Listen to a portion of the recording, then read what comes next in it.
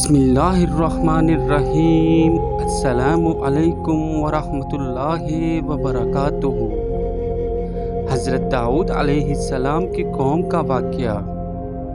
حضرت داؤد علیہ السلام کی قوم کے 70,000 آدمی عقبہ کے پاس سمندر کے کنارے ایلا نامی گاؤں میں رہتے تھے، اور یہ لوگ بڑی فراخی اور خوشحالی کی زندگی بسر کرتے تھے۔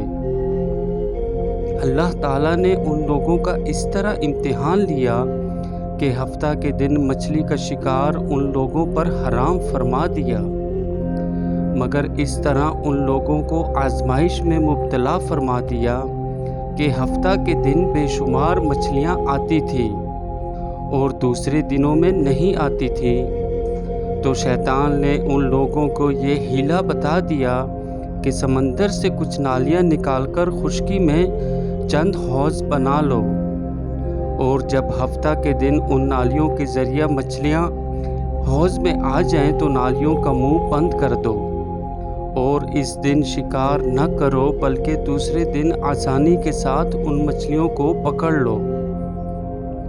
ان لوگوں کو یہ شیطانی حیلہ بازی پسند آ گئی، اور ان لوگوں نے یہ نہیں سوچا کہ جب مچھلیاں نالیوں اور حوضوں میں مقید ہو گئیں تو یہی ان کا شکار ہو گیا۔ تو ہفتہ ہی کے دن شکار کرنا پایا گیا جو ان کے لیے حرام تھا۔ اس موقع پر ان یہودیوں کے 3 گروہ ہو گئے۔ کچھ لوگ ایسے تھے جو شکار کے اس شیطانی حیلہ سے منع کرتے رہے اور ناراض و بیزار ہو کر شکار سے باز رہے، اور کچھ لوگ اس کام کو دل سے برا جان کر خاموش رہے اور دوسروں کو منع نہ کرتے تھے، بلکہ منع کرنے والوں سے یہ کہتے تھے کہ تم لوگ ایسی قوم کو نصیحت کیوں کرتے ہو جنہیں اللہ ہلاک کرنے والا یا سخت عذاب دینے والا ہے۔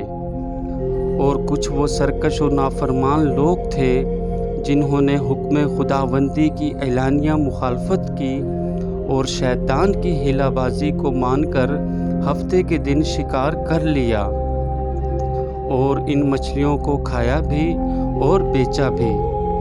جب نافرمانوں نے منع کرنے کے باوجود شکار کر لیا تو منع کرنے والی جماعت نے کہا کہ اب ہم ان معصیت کاروں سے کوئی میل ملاپ نہیں رکھیں گے۔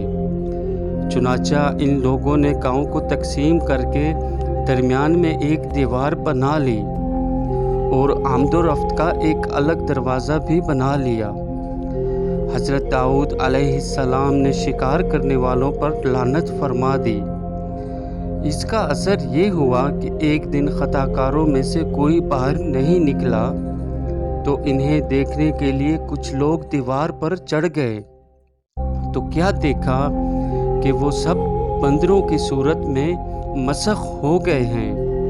اب لوگ ان مجرموں کا دروازہ کھول کر اندر داخل ہوئے تو وہ بندر اپنے رشتہ داروں کو پہچانتے تھے اور ان کے پاس آ کر ان کے کپڑوں کو سونگھتے تھے اور زار و زار روتے تھے، مگر لوگ ان بندر بن جانے والوں کو نہیں پہچانتے تھے۔